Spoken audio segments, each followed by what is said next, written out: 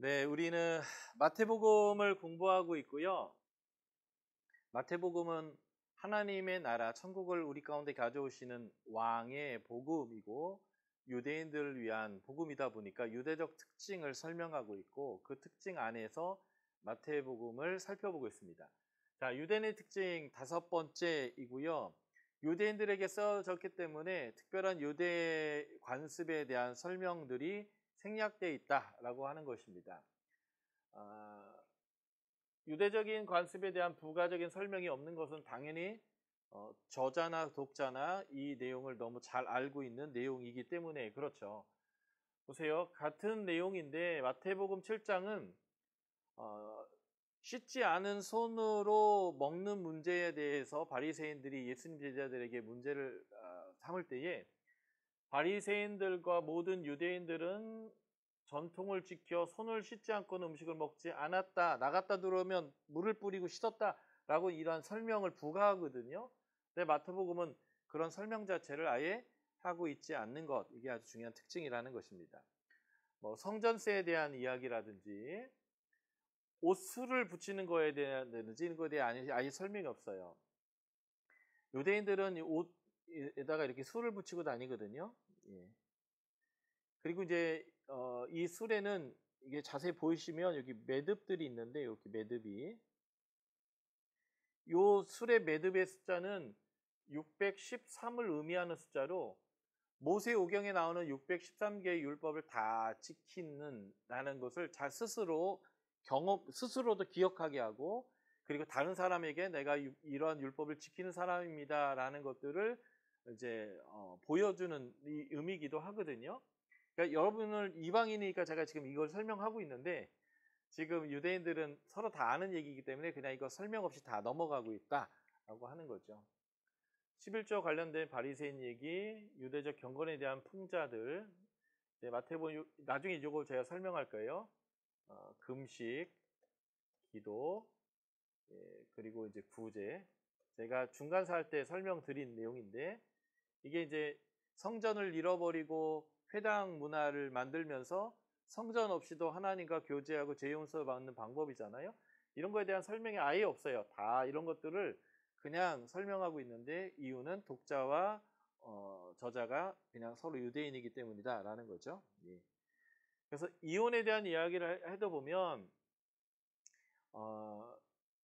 신명기 24장에 이혼에 대한 얘기가 있거든요. 수치되는 일이 있을 때만 이혼이 됩니다. 남편이 결혼을 했는데 아내 때문에 부끄러운 수치가 되는 일이 생겼을 때 아내에게 이혼 증서를 써서 내보낼 수 있다라는 거죠. 마가복음은 이런 부분에 대한 설명이 없는데 마태복음은 이렇게 얘기하죠. 음행한 이유 외에는 아내를 버릴 수 없다. 이게 이제 예수님 당시에 바리새파가 있었는데 이 바리새파가 중간에 하시딤이라는 사람들, 마카비 혁명과 하시딤과 연결되어 있다가 나중에 나온 사람들이잖아요. 중간사에 배웠는데 이 바리새파에는 힐렐 학파와 샴마이 학파라고 예수님 당시에 이 두 위대한 스승의 학파가 있었습니다. 힐렐 학파에 속한 사람이 가말리엘이고 이 가말리엘의 제자가 바로 이제 바울인데요. 이 남편에게 수치되는 일이 무엇인지를 이 샴마이는 어떻게 해석했냐면 아내의 음행 이것만이 남편에게 수치되는 일이고 남편이 이혼 가능한 사유다라고 이제 해석을 했고요. 요 힐렐의 제자들은 어떻게 해석했냐면 이 수치되는 일이 음식이 짤 때, 목욕물이 뜨거울 때, 심지어는 길을 가다가 아내보다 예쁜 여자를 봤을 때 이게 수치되는 일이고 이혼이 가능하다 이렇게 표현했습니다. 이럴 때 예수님은 샴마이적 해석을 해주셨는데 이게 뭐냐면 샴마이의 이런 음행한 이유 외에는 이혼 불가하다라는 이 샴마이 해석을 뭐라고 하면 율법을 완성했다 이렇게 표현하는 거고요. 힐렐적인 해석, 네가 원하면 무슨 이유를 대서라도 이혼해라 이렇게 한 해석은 이게 폐한 해석입니다. 율법을 예수님이 폐하러 온 것이 아니라 완성하러 왔단 말은 나는 율법을 온전히 해석자다 이런 표현인데요. 그래서 샴마이적 이 해석이 율법을 완성한 해석이고 힐렐 학파적 해석이 율법을 폐한 해석인데 이 마태복음 같은 경우는 이 내용을 유대인의 해석의 입장에서 설명하고 있다. 이런 것도 이제 유대인들을 위한 복음이다라는 것을 보여주는 중요한 자료가 됩니다. 자, 마태복음의 특징을 저희가 살펴보고 있는데 첫 번째 특징 유대인의 복음이고 유대적인 특징이다라는 거 이제 하나 살펴봤고요. 이제 두 번째가 마태복음은 가르침의 책입니다. 마가복음은 이렇게 시작하죠. 하나님의 아들 예수 그리스도의 복음의 시작이라. 그래서 마가복음은 복음이란 단어로 시작하고요. 기쁜 소식을 전하는 설교적인 성격을 띠고 있습니다. 다음 주에 제가 마가복음 여러분들과 함께 공부하겠지만 마가복음의 원독자들의 상황은 내려의 박해 가운데서 생사가 오고 가고 있는 믿음을 지키면 죽게 생겼고요. 믿음을 버리면 살 수는 있으나 배도하는 상황에 되어져 있습니다. 그들이 죽게 되는 이유는 예수 믿기 때문이거든요. 그래서 예수 믿으면 복 받을 줄 알았더니 예수 믿어서 내가 죽게 생겼네 이렇게 하는 사람들에게 아니야 예수는 너희에게 기쁨의 소식이야 라는 것들을 설명하는 책이어서 굉장히 설교적입니다. 마가복음에는 가르침이 거의 없어요. 마태와 누가에 나오는 수많은 비유도 거의 없습니다. 그냥 설교적으로 되어져 있고요. 누가복음은 우리 가운데 이루어진 사실에 대하여 그 내력을 설명하려고 하는 책인데요. 내력이라는 게네시스라는 말이 디에게네시스라는 말이 설명입니다. 누가복음은 설명하는 책이에요. 그러다 보니까 길어요. 신약 27권 중에 가장 긴 책 첫 번째가 누가복음입니다. 근데 누가복음 1장 1에서 4절을 읽어보면 이 기록의 목적 자체가 근원부터 처음부터 자세히 순서대로 설명하려고 하는 책이다 보니까 누가복음 자체가 굉장히 깁니다. 그 긴 내용을 한 번에 기록할 수 없어서 두 권에 나눴는데 제1권이 누가복음이고 제2권이 사도행전입니다. 누가복음이 신약에서 첫 번째로 길고요. 사도행전이 신약의 세 번째 깁니다. 이 두 책을 합쳐놓으면 신약의 27% 정도 돼요.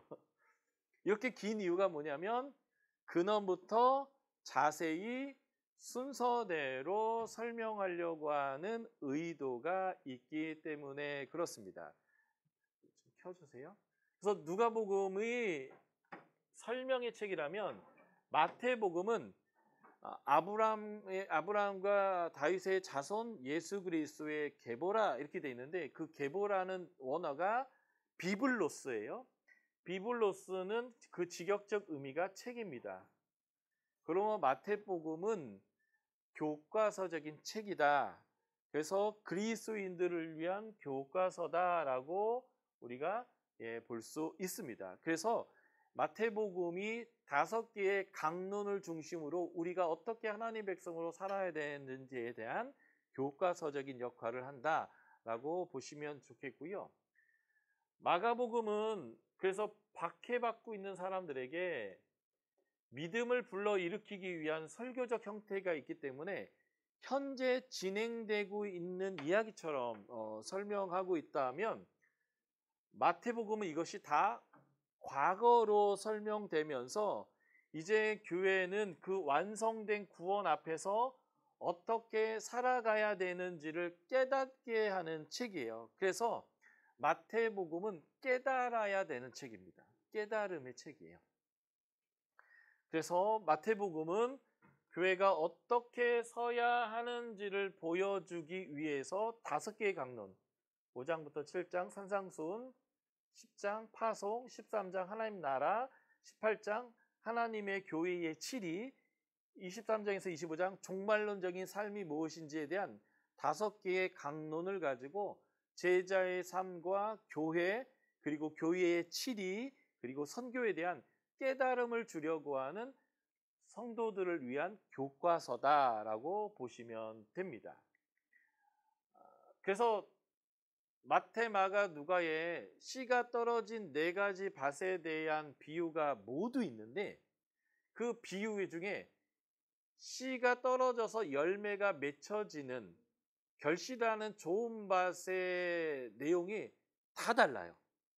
마가복음은 곧 말씀을 듣고 받는 자가 열매를 맺습니다. 왜냐하면 지금 밖의 상황에 있기 때문에 즉각적으로 수용하는 것들을 현재적으로 진행되고 있는 것처럼 설명하고 즉각적으로 수용하는 것들을 강조합니다. 그래서 말씀을 듣고 깨닫지 못하면 사단이 즉시 가져버리고요. 곧 받아서 깨달으면 받아들이면 열매를 맺게 되어 있습니다. 누가복음은 설명의 책이잖아요. 박해 상황에 있는 원독자가 아니라 이게 맞나 틀리나 헷갈리고 있는 사람들에게 설명하는 것이기 때문에 그래서 결실하는 밭이 어떻게 하냐면 착하고 좋은 마음으로 말씀을 듣고 지키어 인내로 결실합니다.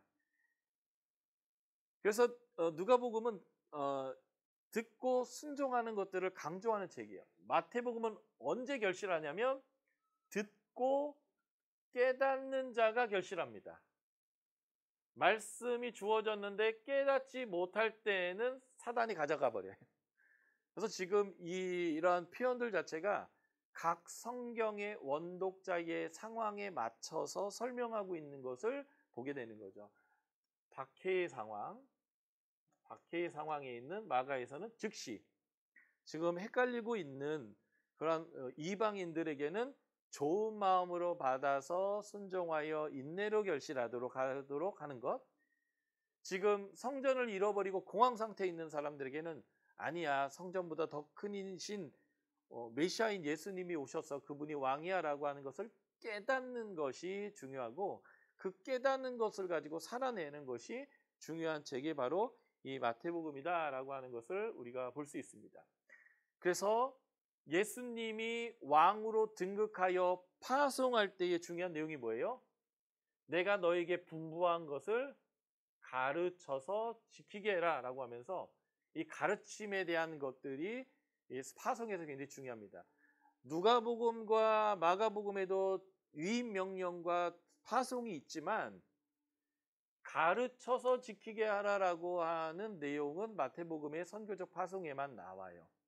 그거 뭐냐면 마태복음엔 강론을 중심으로 하나님 나라와 그 나라의 가치와 제자의 삶과 교회 공동체에 대한 가르침의 텍스트로 주어지면서 이것을 가르치고 깨달아서 살아내는 책이다라는 것이고요. 그래서 마태복음 5장, 6장, 7장은 그리스도인들의 상호관계, 그리스도인의 윤리, 그리스도인의 경건, 참된 경건이 무엇이냐 이런 하나님 나라의 모습이 있고 5장 17에서 48절은 이제 율법에 대한 재해석을 하면서 기독교인과 율법과의 관계는 무엇인가라는 것들을 설명하게 되고요. 10장은 왜 세상 사람들이 복음 전하는 자들에게 적대적인가라고 하는 것에 대한 설명을 하고 있고요. 18장은 교회에 죄인이 있을 때 그 죄를 어떻게 치리하며 그 치리에 대한 교회의 권위는 무엇인가라는 것들을 설명하고요. 21장부터 25장 더 좁히면 23장부터 25장은 유대인들은 왜 버려졌는가라는 것들에 대한 설명이면서 동시에 그 유대인처럼 버려지지 않으려면 종말론적인 삶을 어떻게 살아야 되는가라고 하는 마지막 때를 살아가는 가르침 이런 것들이 나오는데 이게 바로 우리가 이 마태복음을 통해서 배우고 가르쳐서 깨달아야 되는 그런 내용들이다라고 보시면 좋겠습니다. 그래서 율법에 대한 순종을 강조하고 의에 대한 강조가 많이 되어져 있다. 이게 이제 유대적인 특징과 함께 나오는 내용이고요. 13장 52절을 제가 읽어드리겠습니다. 마태복음 13장 52절. 13장은 천국은 마치 무엇과 같다라는 연속된 7개의 비유 다음에 이 얘기가 나오는 건데요. 마태복음 13장 52절 읽어드리겠습니다. 51절부터 읽을까요? 이 모든 것을 깨달았느냐? 깨달음이 중요하죠. 대답하되 그러하오이다. 예수께서 이르시되 그러므로 천국에 제대된 서기관마다 마치 새 것과 옛 것을 그 곳간에서 내오는 집주인과 같으니라. 이게 무슨 말이냐면요. 천국의 제자, 성도, 그리스도인은 뭐냐면 옛 것과 새 것을 곳간에다 잘 차곡차곡 잘 정리해서 주인이 야 그거 어디 있냐 그거 찾아와라 라고 했을 때 갔을 때 이게 어디 있나 막 이거 뒤적뒤적 하는 사람이 아니라 바로 거기서 딱 꺼내 와가지고 주인에게 가져오는 그런 사람인 거예요. 무슨 말이냐면 이렇게 우리가 DBS라는 말씀의 학교를 성경 66권을 쫙 공부해서 어떤 특정한 상황, 누군가의 갈등의 상황이 됐을 때 이때는 하나님의 어떤 말씀으로 내가 어떻게 반응하고 어떻게 말하고 어떻게 관계해야 되는지가 여기 쫙 정리되어 있어요. 그래가지고 그런 상황이 딱 되면 그것을 가지고 딱 반응하도록 하는 게 하나님 나라의 서기관이라는 거예요. 그러니까 여러분들이 서기관들이에요. 이제 율법을 재해석해 주신 예수님의 말씀을 받은 사람들이에요. 그 말씀을 잘 듣고 깨달아서 잘 정리해야 됩니다. 옛 것과 새 것, 구약과 신약을 잘 여러분들 안에 내면 안에 싹 정리해서 어떤 특별한 상황이 딱 됐을 때 이 말씀으로 반응해야겠구나. 어떤 상황이 탁 터졌을 때 이 말씀의 원리에 따라 내가 이 사람과 말하고 행하고 결정해야겠구나라고 정리하는 거다. 이게 이제 마태복음에서 나오는 성도에 대한 하나의 정의가 되겠다라고 보시면 되겠습니다.